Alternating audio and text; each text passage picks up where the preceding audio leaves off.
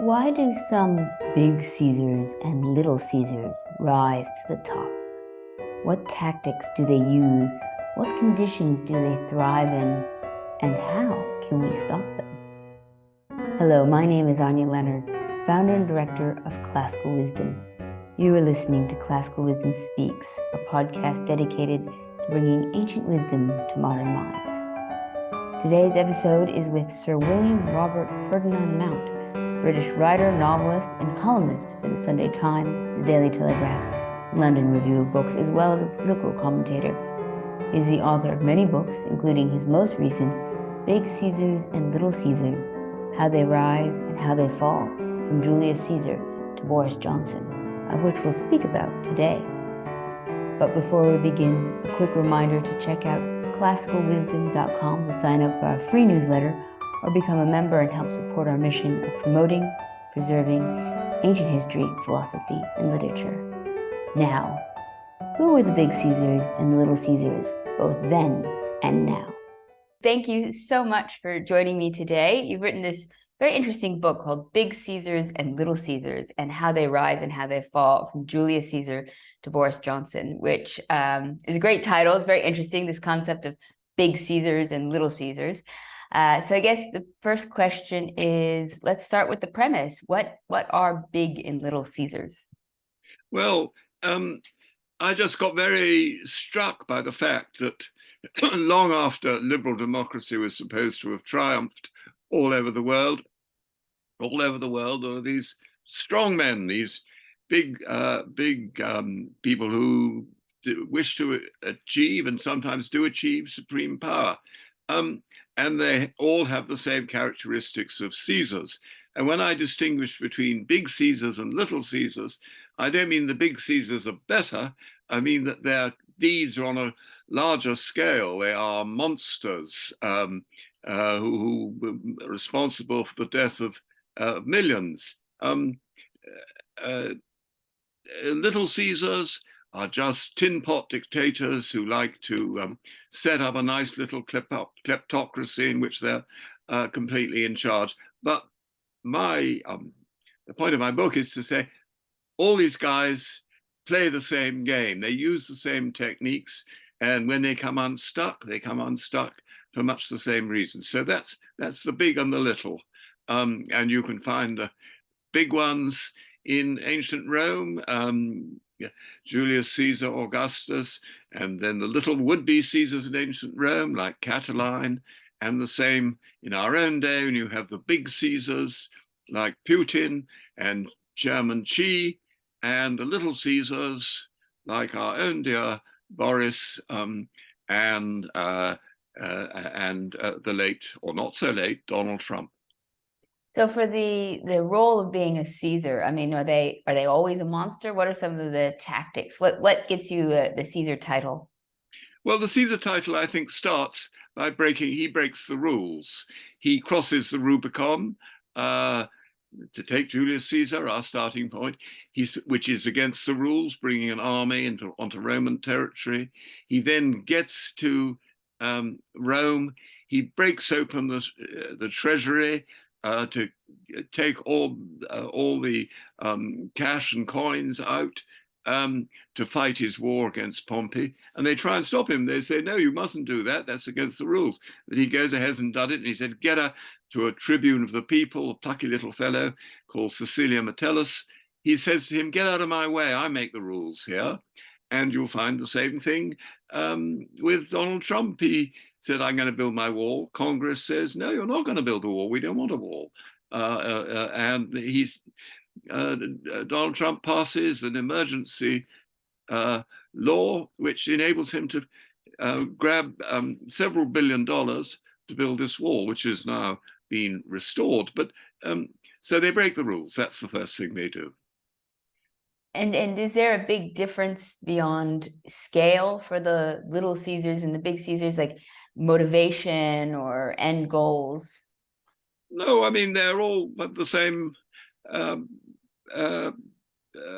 same motivation. Boris, when he was a boy, told his mother, I want to be world king. And that applies to them all. Some of them get further than others. they have to break down the institutions. And one of the most interesting things is the way they very often have to smash parliaments repeatedly, over and over again. Oliver Cromwell smashed parliament, dissolved parliament by force half a dozen times. Napoleon did it 3 times, and so on. They have to break down the parliaments which are the opposition, the focus of debate. And Boris, in a small way, when he wasn't getting his own way, prorogued Parliament illegally, according to the Supreme Court, and that in the end he did get his own way. And for the regarding of the ancient examples versus the modern examples, is there a huge difference? I mean, is it they're always just trying to break things, or does it depend on how stable the democracy is beforehand? Yes, I mean they need unstable conditions. In the case of ancient Rome, there's a civil war going on. In the case of Napoleonic France, there was a revolution which had destroyed all the old things. In the case of Salazar in Portugal, they'd had 20 or 30 years of turmoil. So you need turmoil to start with. That's very important. Again, to take our own little British example, the question of Brexit, of Britain withdrawing from the European Union, had bedeviled British politics for 10, 15 years, breaking up the established parties, and that provided an opening. So they need turmoil. But they have to help it along. And one of the great factors that they all have in common is a willingness to tell lies. And again, to start with Julius Caesar, just up the road from where you are now, he made his reputation by describing his deeds in Gaul, which for centuries, I mean, he really got away with it, because for centuries we were all taught in school these Caesar's commentaries, models of history, absolutely fantastic accounts of what he did. And it's only in the last few years that people have said, hey, perhaps he made a lot of this stuff up. And the consensus now among classicists is that indeed a great deal of it was exaggerated. The casualty figures were hugely exaggerated, and so on. And Napoleon, again, exactly the same. He made his reputation in the wars in Italy, and he sent back these incredible boastful bulletins about how he heroically crossed the bridge and the head of his troops. But these became notorious, so that the expression "to lie like a bulletin" became a cliche. But he said, I crossed the bridge at Arcola, and there's some wonderful pictures of him crossing the bridge at Arcola in this battle. But he never crossed the bridge. They got thrown back from the bridge, and he was dumped in the water up to his neck, and they retreated in ignominy. Not a hint of that got out. So that's, and Donald Trump, well, I don't need to tell you, they got so weary at the newspapers clocking his untruths, they got up to 30,000, I think. I mean, some of them absolutely trivial, like him claiming to have been elected man of the year in Michigan when there was no such award. He kept on saying this years and years. And then when he went back to Michigan after the 2020 election, he claimed, of course, to have won that election. We won big, which is a complete lie. And he again claimed to be man of the year in Michigan. So no lie, however trivial, however large, is beyond their reach. And again, it's a breach with the established norms of constitutional government. And Boris Johnson may have told some small lies, some big lies, but in the end, his own MPs threw him out because, quite frankly, they couldn't believe a word he said. And just to sort of make, what's the point of saying all this? It's to show that we aren't destined to enjoy peaceful road towards liberal democracy. At any time in history, these democracies have been attacked and broken up in Rome by Julius Caesar and Sulla and Marius, in ancient Athens, which had the most sophisticated democracy possibly ever recorded by the tyrants. In fact, to start with, tyrannos, tyrant, meant just simply king. But the kings became so tyrannical that the word got its modern meaning. I mean, that's 2,500 years ago. So they've always been at it. And time and again, they get away with it. I mean, take another little example of Trump. We think he started this idea of I won the election in 2020. No, in 2012, when Obama was standing for election, he again tried to overturn the result and said we should have a revolution, we should march on the White House. So he'd been thinking of doing that for years. So mendacity as well as audacity is key feature of these Caesars and would-be Caesars. You know, it's very interesting. I did an interview not that long ago with Lord David Owen about like the narcissistic tendencies and the hubristic tendencies. And, you know, he was discussing this as how the positions can change the person. And, you know, it's sort of a trope that the power corrupts and absolute power corrupts absolutely. But do these examples of Caesars, I mean, did they always start off that way, or did they evolve into these positions based on the power that they were enjoying? I think a bit of both. I think, I mean, anyone who wants to become a politician, a public figure, must have a certain amount of narcissism in them. You can't pretend that any of them are free from that. But they also have the more normal politicians, what we politely call statesmen. They have a self-awareness of how far they can go and how lucky they've been to get where they have been. I mean, I worked for Margaret Thatcher for a couple of years, and I mean, you know, she was a terrible bully and thought she was always right. But on the other hand, she was well aware that she wasn't the cleverest person in the history of the universe. She had a certain self-awareness as well, and in the end, a willingness to listen. So there is a kind of, I'd say, a sort of species difference between the ordinary politician who plays by the rules and who doesn't try and destroy the institutions of parliament and the law.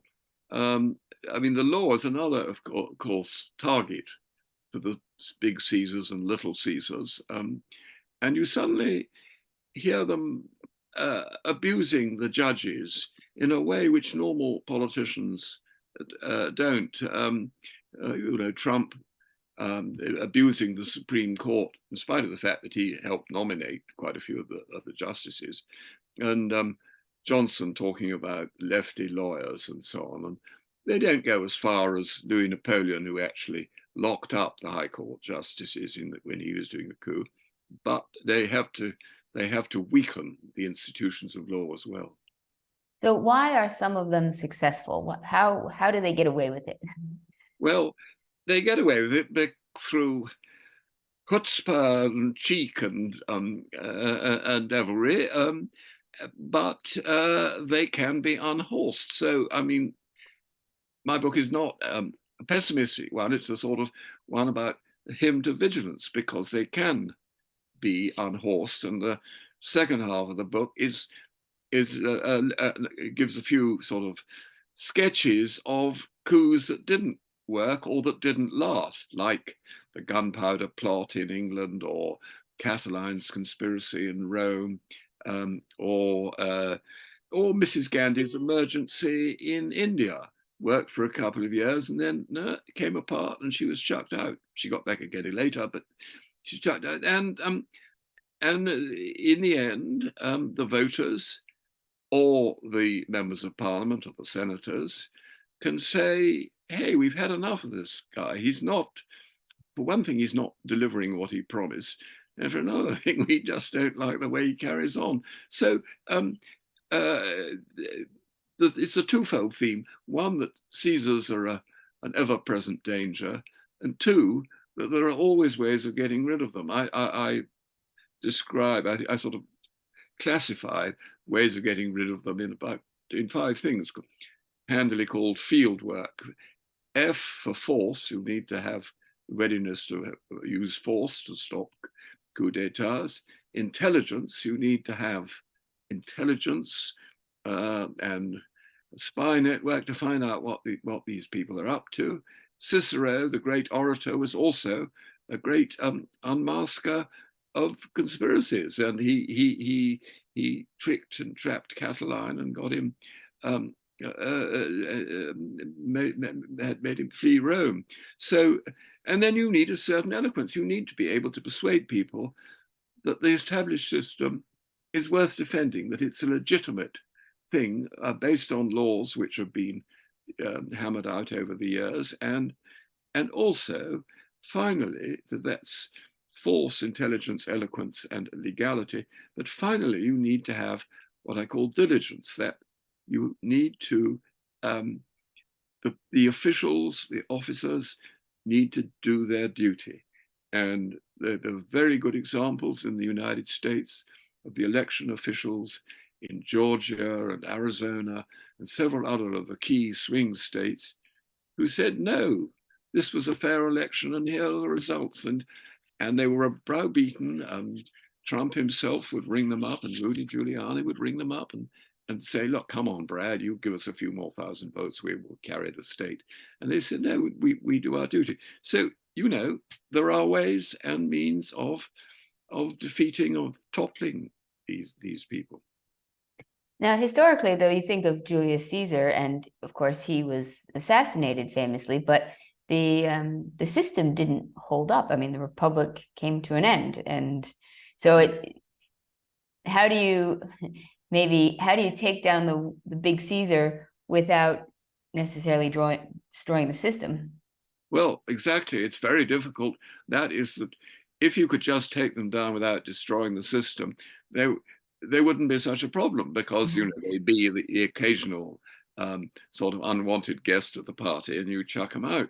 But they do leave this terrible damage, which is very difficult to undo, and often followed by prolonged civil war. And it took, for example, if you take the damage that Cromwell did to the system, the Restoration brought back Parliament, but it didn't get the system really working properly again until the Glorious Revolution 20, 30 years later.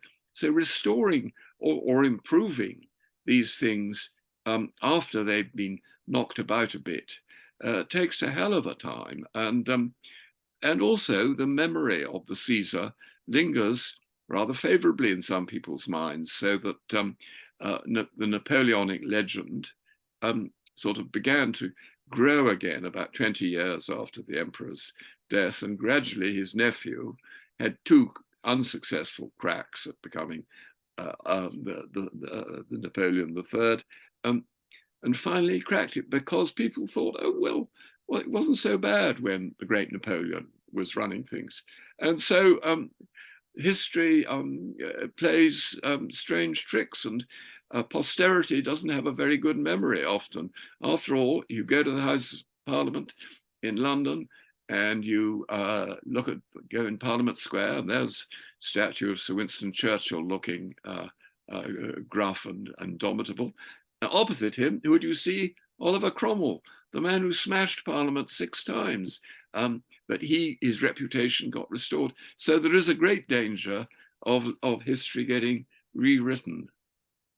Yeah, I was just thinking that, actually. I was thinking, what is the difference between, say, a Caesar and then, an Emperor Augustus? I mean, was Octavian not breaking rules and changing the system, and yet we look at him as a sort of great emperor as opposed to a tyrant? Well, yes, I mean, he was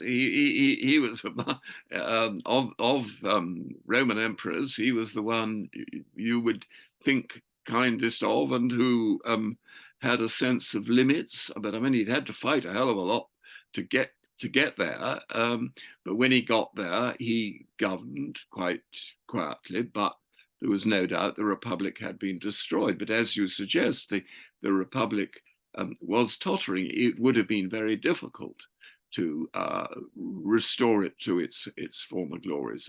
And I can't pretend that it would have been easy. But no, I mean there are better Caesars. But on the whole, the chances are that the Caesar who looks with a smiling face and all the best intentions as he appears will go quite sharply downhill after he gains supreme power. Now, why do you think that this tendency towards tyranny seems to be such a universal example? I mean, that it just happens again and again throughout the world. Like, what is it about society that somehow produces tyrants or allows them to come to power? Or, you think of it as just one individual, and yet it happens so many times. So what is it that allows for these people to come into power or be successful, even if it's just for a period? I mean, that is the key question, and I think it is, if I can put it in one word, I think it is simplification. That when problems seem thorny and intractable, and you go on and on trying through parliaments and senates to resolve them, here's somebody who comes along and says, I can sort it all out. We'll get it sorted. It's no problem. Just leave it all to me. And there's a terrific amount of, in the build-up to Caesar's, there's always a terrific amount of denigration of all the chattering of Parliament the talking shop, as if that was a terrible thing to be.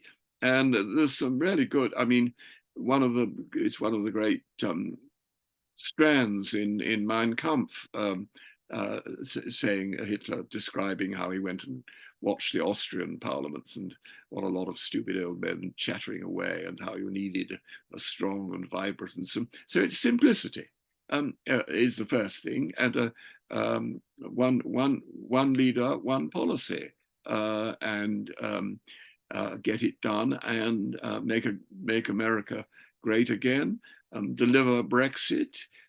7 years afterwards, still large parts of it remained embarrassingly undelivered, and some things, some ways, we're worse off than we were before.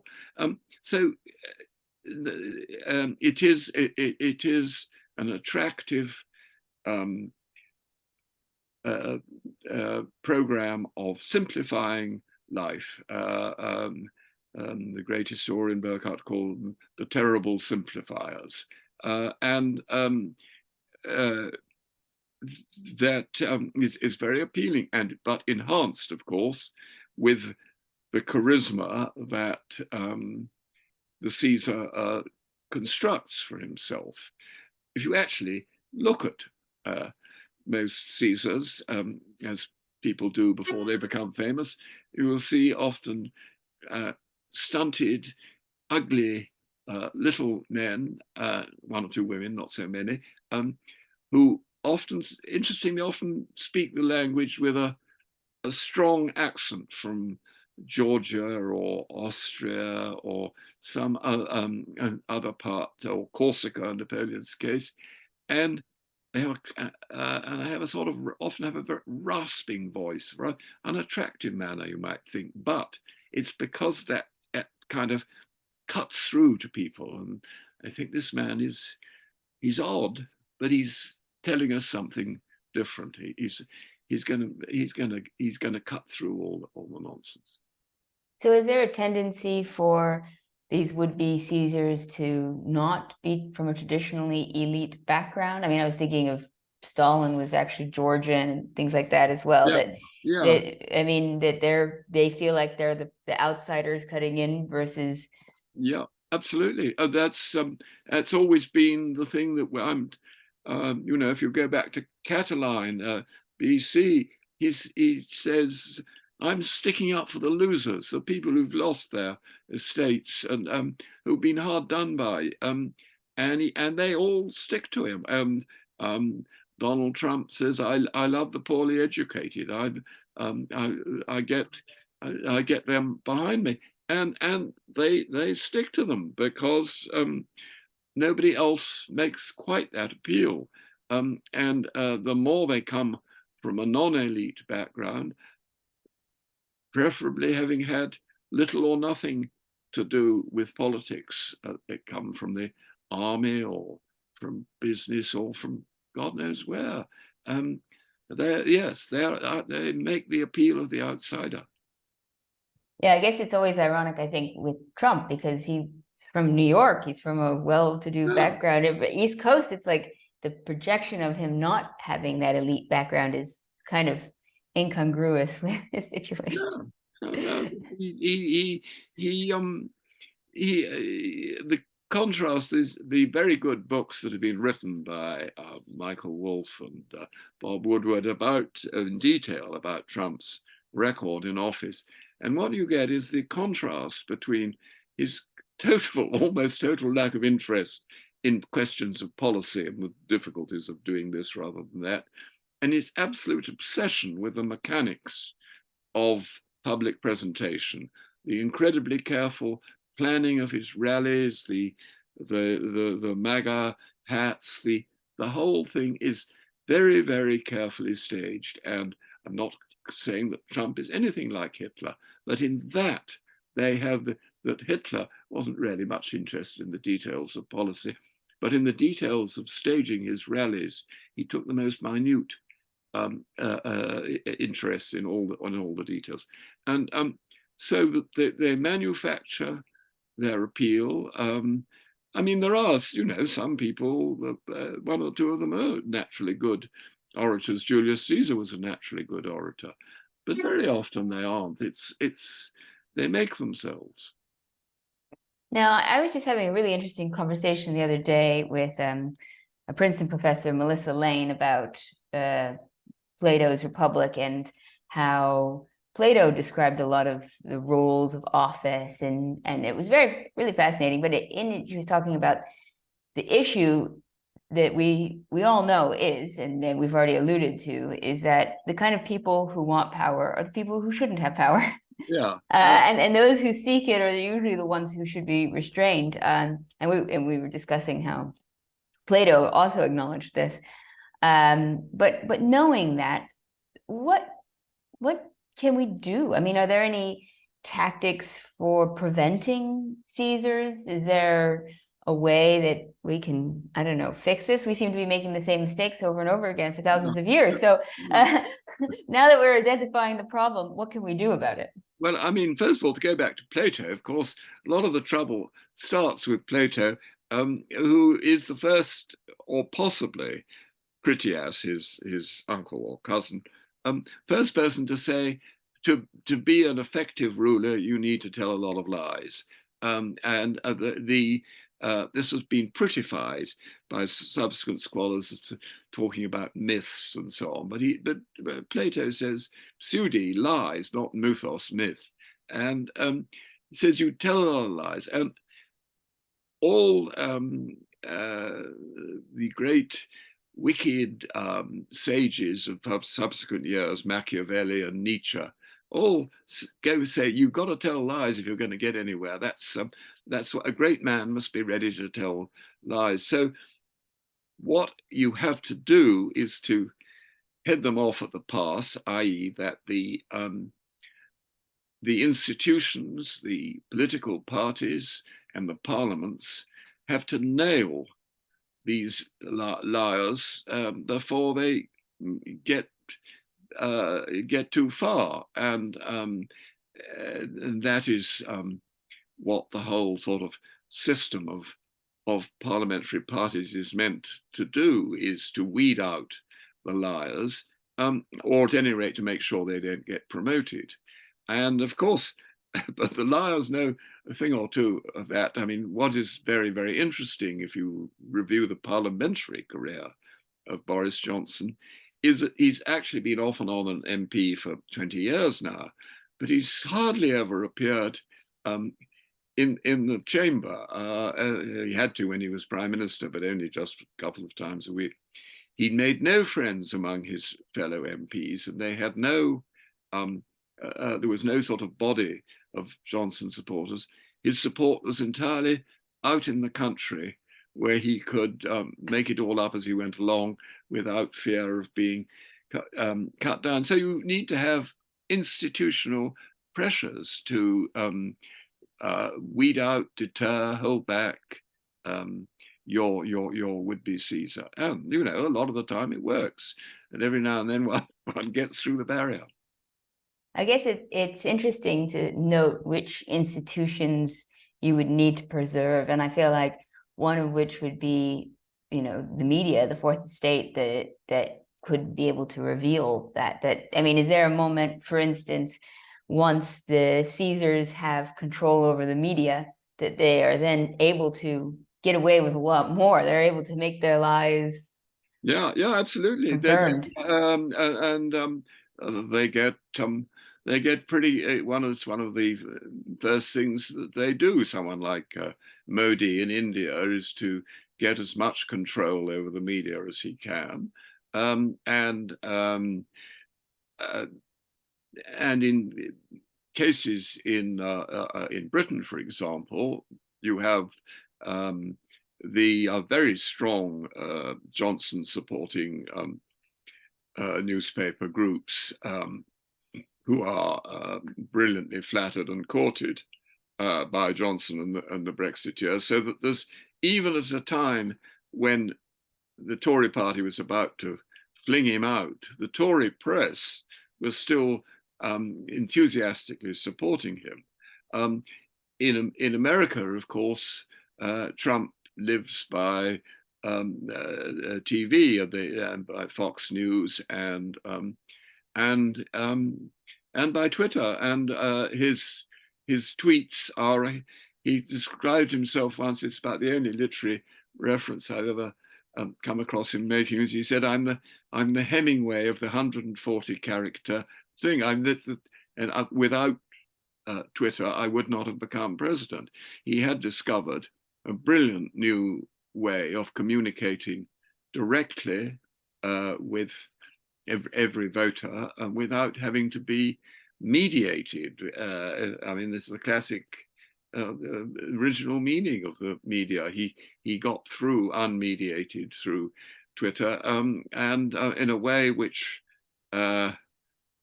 previous presidents either couldn't dream of or didn't aspire to. I mean, when Roosevelt, his fireside chats were very successful and very popular. And so his advisors said, "Mr. President, couldn't you do a few more of these? Have one once a week or something, because they're really getting through to the vote." He said, "No, I couldn't do that. I'm only going to do it for really important issues." So he did, I can't remember, sort of about a dozen during the time he was president. He wasn't aware and would not have stooped to the possibility of saturating the media with his messages. Well, and it's interesting today because now we have such a wide breadth of media. It's impossible to read it all or to watch it all. I mean, even when I was a kid, there was only a few television channels. Kind of everybody was absorbing the same media. But now, because we have so many, people can really go into silos. And unless people are actively reading the opposites media, they're going to just have a very one-sided view. And I find for myself, I always live abroad, and I kind of look into these scenarios from the outside in, and you can read the same incidents in two different papers, and they're like completely different stories. It's shocking. So you can really see that this would be a very fertile ground for would-be Caesars, because they can tell these lies and really go unchecked. I mean, it's really hard to make people accountable now. No, I think the silo point is very absolutely crucial. That if you've got a big enough silo under your control, and its consumers won't go outside that for their news,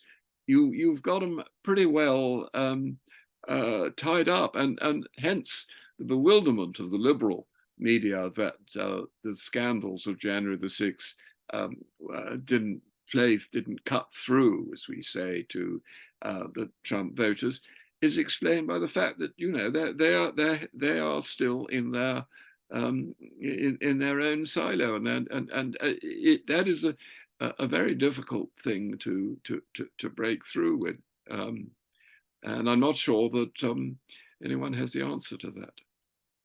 No, it is a bit maybe that's a bit of a depressing angle to go from, but yes, and it is something I personally see on the whole spectrum, unfortunately. But maybe to end on a more positive note, what can we do once we have identified seizures? What should we be doing as individuals with regards to preventing tyranny? Well, we vote the rascals out, and at times it looks as if that's never going to happen. But it happened with Jair Bolsonaro. It happened with Donald Trump. It happened with Boris Johnson. It nearly happened with Recep Erdogan. I don't know what the final outcome will be, but in India, Modi looks completely unsuperable, but he's insuperable. He's mortal too. So what I end the book with really is saying, cherish your institutions, these sacred spaces, which are invaded by the Cromwells and the Trumps, and indeed the Charles I, must be protected. When Charles I came with armed men to try and arrest the 5 members of Parliament and was repulsed by the Speaker, and he went to the city to try and arrest them, where they'd flown to the city of London, and he went there, and all along the road from the House of Commons to the City of London, there were huge crowds shouting "privileges of Parliament," which sounds like a bit of a mouthful to shout, but they shouted it because they realized that was a precious thing, that parliaments have to be they have to be free from pressure. They have to be able to talk freely and to come to their decisions freely. And if we can keep hold of that goal, that principle, you can, I don't say you can stop the Caesars from getting to first base, but you can stop them from scoring a home run.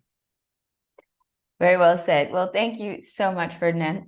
I will put links down to your book and let everybody know how they can read it for themselves and to learn a bit more about the big and the little Caesars. Thanks very much indeed, Anna. It's been real fun. Thank you. Bye for now.